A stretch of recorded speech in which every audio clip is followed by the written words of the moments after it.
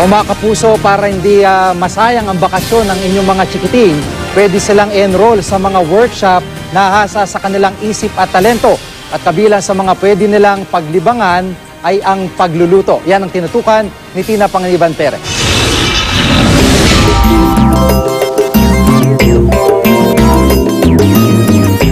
Laro rito, beach doon. Sa dami ng mga lakad at outing, kadalasan, parang sa isang iglap lang, tapos na agad ang bakasyon ng mga chikiting.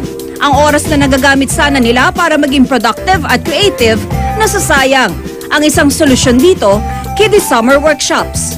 It is one way to integrate this person para yung social skills importante na ma-develop. Pag maganda ang EQ mo, lahat it follows.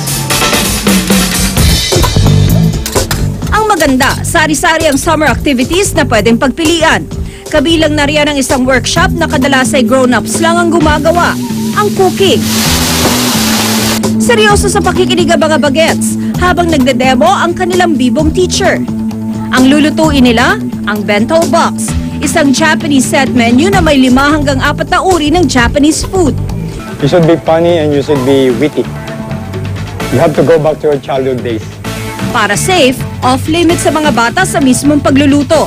Pero sila mismo ang gumagawa ng ibang procedure, gaya ng mixing at pag-assemble ng maki o sushi na ilalagay sa bento box. Ang finished product na i-share din ng mga bata sa kanilang parents. Ang 6-year-old na si Aren, happy sa kanyang bagong natutunan. I enjoyed it because I learned how to make sushi and bento box. I decided to make my son's summer very much memorable and at the same time educational.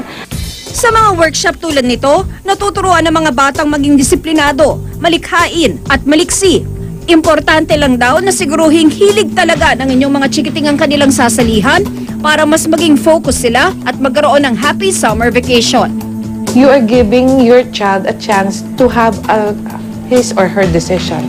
Tina Panganiban Perez, Nakatutok, 24 Oras.